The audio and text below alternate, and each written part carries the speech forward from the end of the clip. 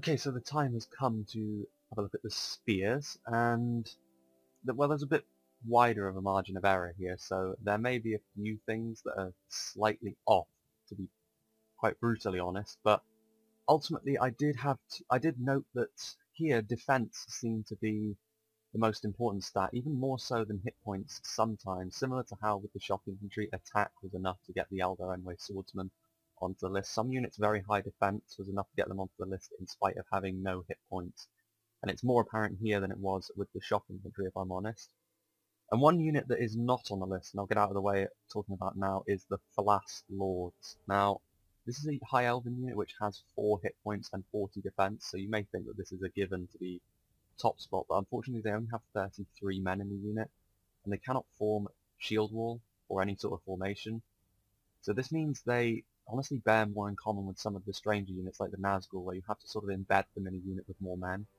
Because if you leave them to their own devices, they will certainly just be overwhelmed, even in spite of their very high stats. So I couldn't put them on this list because with spears there's more of an emphasis on getting value for money, and that is a very expensive unit which if you use wrong will be a big waste. And also it's probably going to be where your general is, so you're going to want to be very careful with it. There are some other units as well which didn't make this list, which had hit points and were even on the list in vanilla, but you know, we'll start at number 10 and I'll talk through my reasons for having the list as it is. So at number 10 we have Morgul's Chosen. Now this is a unit which managed to muscle its way onto the list despite having just no added hit points, shall we say, by lieu of its very high defense. They have 13 attack, 36 defense and 6 charge. They can form shield wall.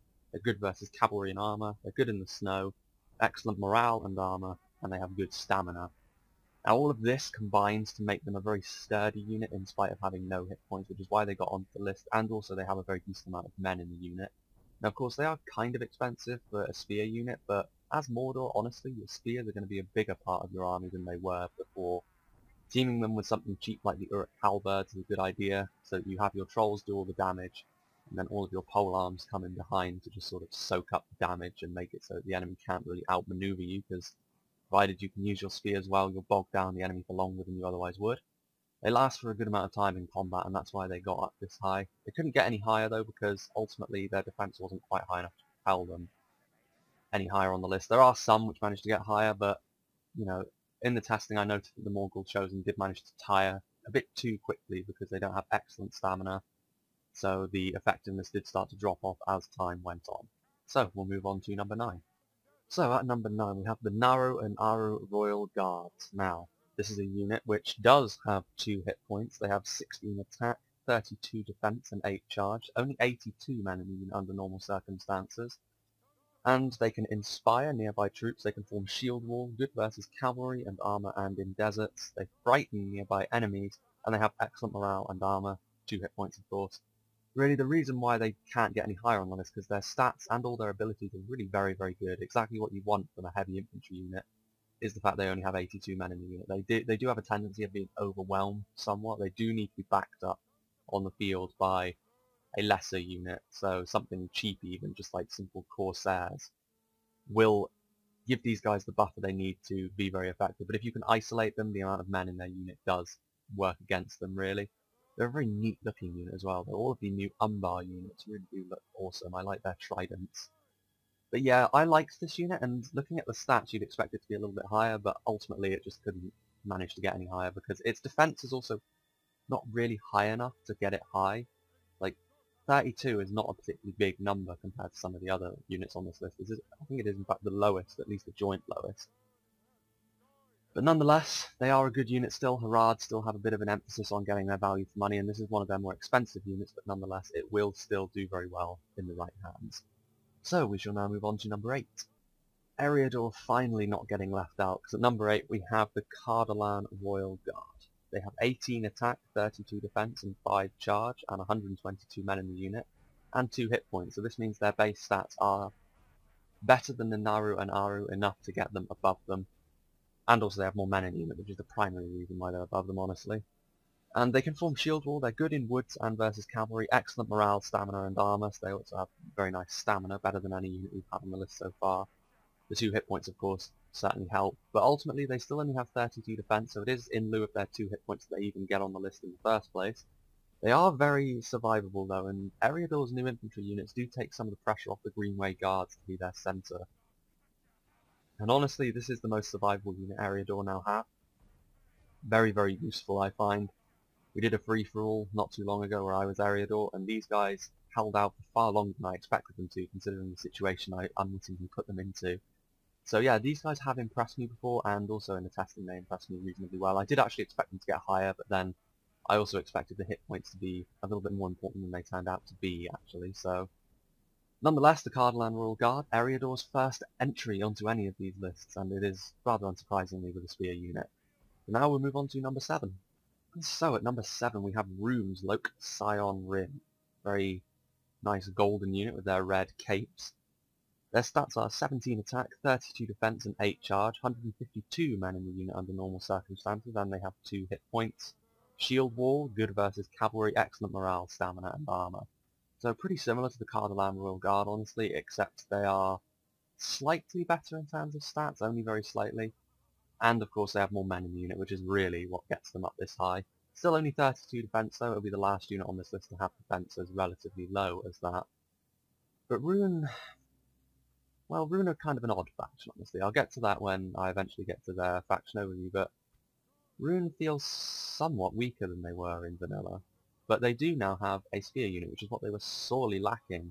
And it is a good spear unit as well. It's a very sturdy one, and I find that this is one of the few units Rune have gotten which is a significant improvement.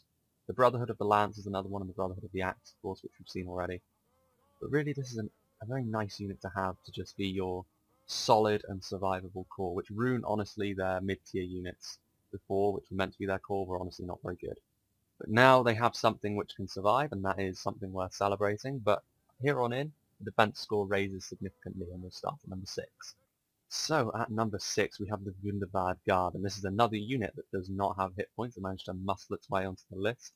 They have 13 attack, 37 defense and 5 charge. They inspire nearby troops, they're good in the snow, against cavalry and against armor, and they have excellent morale and armor themselves.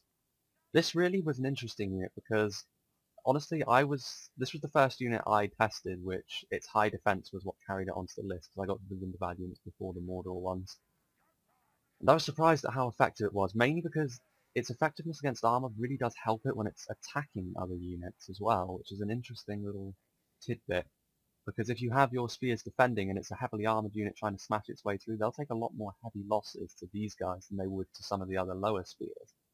And in addition to their very high defense of 37, they're a very difficult unit to break down. They're pretty expensive. You're probably more likely to go for Witch Realm units than you are for the Gundabad Guard, honestly. But nonetheless, this is a very interesting option that you have as Gundabad to go defensive.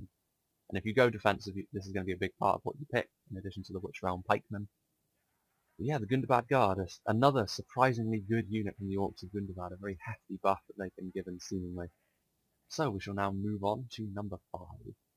So, in the middle of the list, we have the Númenórean Shield Guard of Mordor. Now, their stats are slightly better at 18 attack, 39 defense, and 8 charge, and they have all of the accompaniments that the Gundabad Guard have. They also have excellent stamina, so they are just all-round a better unit. That very high defense was almost enough to carry them significantly higher on the list. Ultimately, I was also testing them with regards to when spears are in their most favoured position, which is they can't be flanked and enemy units have to take them head on and try and smash through. Some other units were actually a little bit better than the Númenórean Shield Guard, and I figured that this was enough to demote them a little bit on the list. But nonetheless, Mordor have a pretty significant presence on this list, occupying number 10 and now number 5. Very good unit, actually. I do like the Númenórean Shield Guard. They are perhaps a little expensive for spears as well, which means, you know, that's a problem with most of the units on this list, honestly. You're not going to have tons of them because they're expensive. But the Númenórean Shield Guard, certainly a very good high-tier spear unit. But we'll now move on to the 4 best units, the top half. And here's where things start to get a little bit more interesting, I think. At number 4 we have the Dismounted Royal Guard, and their stats are as follows. 18 attack, 35 defense and 8 charge, 163 men in the unit. They inspire nearby troops, they can form shield wall of course, they're good versus armor, excellent morale, armor and stamina. Oh no, sorry, only good stamina. And they of course have 2 hit points, which is what carries them above the Shield Guard and the Wunderbard Guard. Really, Rohan are woefully dependent on these guys, because while their infantry has been given buffs, sort of like little minor buffs, like the Yawling Axemen are now pretty decent for what they are, and the Riddermark Axemen have been given a buff, ultimately their infantry has been left in the dust by pretty much every other faction now. It's kind of sad to see. The only unit which can really hold their own against most others that get sent at it are these guys, the Dismounted Royal Guard. They will make up the centre of your army. You're going to want as many of these as possible as Rohan on foot, because of course they're spears, so their abilities are going to be very much needed to help draw the cav fight in your favour, as well as keep the infantry fight not spiralling out of control into the enemy's favour. But yeah, the Dismounted Royal Guard, they always were what Rohan depended on, and I think even more so now, to be honest with you, which, you know, even that by itself was worth consideration, but I didn't want to push it any higher because the effectiveness of the units above them was a little too much to carry them into the podium positions, which we shall now start taking a look at. I'm sure you were wondering where Gondor were, and here they are at number 3 with Tirith Ale Wardens. They have 18 attack, 35 defense, and 8 charge, 123 men in the unit under normal circumstances. Shield Wall, good versus cavalry and armor, and the excellent morale, stamina, and armor. And they also have 2 hit points, of course. Now really what puts these guys ahead of the Royal Guard, because they have less men in the unit and the same defense and hit points, is the fact that they have a dedicated effectiveness against cavalry. Being effective against armor is essentially going to net you something against cavalry, because most cavalry does have heavy armor, so you're going to get some effectiveness there. But doubling up with good versus cavalry and armor means these guys will chew through cavalry units, and it will bring cav fights even more into Gondor's favour if you can move your cavalry and your wardens in tandem. Easier said than done, but it is something that Gondor always were really very good at. They may not have 3 units on the list anymore like they did in Vanilla, but their best spears are still enough to net them a podium position, and that's really all you can ask for. Gondor's infantry as a whole is now exceedingly strong, and these guys will add to that with their own brand of survivability and cost efficiency in their own way. Now though, we shall move on to number 2. And so the previous winner's been knocked down into number 2 because it is the Elder Enway Spearman, and by Elder Enway Spearman I mean the slightly more elite variant, because there are 2. There is one that is without hit points essentially, and there is one that does have 2 hit points, and this is the 2 hit point version. They have 16 attack, 40 defense, and 9 charge. 93 men in the unit is low, but the 40 defense and the hit points is enough, because it's not really past that threshold that the last lords managed to go through, where they have such few men in the unit they can't really stand. They can form shield wall, they're good versus armor, excellent morale, armor, and stamina, and of course the 2 hit points. But yeah, they're pretty much the same unit they always were. Very tough to break down. The High Elves in particular are not as reliant on their spears anymore in my opinion, but it is nonetheless an area of their army where they are still exceptionally strong. There's not many factions which can outmuscle their entire repertoire of spears. Gondor still have good spears. Arnor have been given a good spear unit, but it hasn't really made this list because of its lower defense. Dale still have some spears, but again, you know, even the Sylvan Elves have been given more spear units, but none of them have made the list. The Elder Enway Spearmen, though, still very high, still give the High Elves that defensive edge to them. If you put them with their Imladris guards, it becomes even more keen. So, what managed to knock them off the top spot? Well, let's go take a look at that unit, shall we? So from having no dedicated spear unit to having the best one, in my opinion, and that is the Dwarves and their Sons of the Fallen. And really, this is the unit which best demonstrate the fact that hit points are not everything when it comes to spears, because they don't have hit points, and yet they managed to be the best in the tests that I ran. And this is because they have 18 attack, 43 defense, and 8 charge, 102 men in the unit usually, which is more than the Elder Enway Spearmen, but only by a little bit, and yet they still manage to far outclass them in combat. They can inspire nearby allies, they bring fear to nearby enemies, they can form shield wall, they're good versus cavalry, armor, and in the snow, and they have excellent morale and armor. And really, I just think that dwarven survivability is what carried them to the top of this list, because they're so difficult to break down. And the times that I've used them as well, I've been very, very impressed. Just all round, I think that the Sons of the Fallen have earned their space at the top of the list, really. But yeah, it was a surprising one. I was expecting the Elder Enway Spearmen to reach the top of the list again, to be honest, when I had a cursory glance over the candidates. But no, the Sons of the Fallen. managed to nab the top spot. And that was interesting to me, very interesting. It proves that, you know, my predictions are not particularly reliable in all honesty. It's better to actually see the units in action. So, there we are, the dwarves getting the top spot in another list.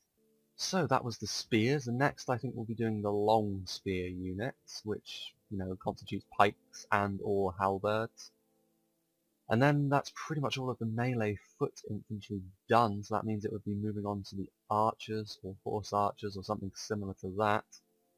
I would also really like to do some custom scenario battles, but I haven't really been able to get any going, which is kind of annoying. But nonetheless, that's something which I do intend to do in the future as well. But for here, I hope you enjoyed watching this one, and I hope to see you for the next one.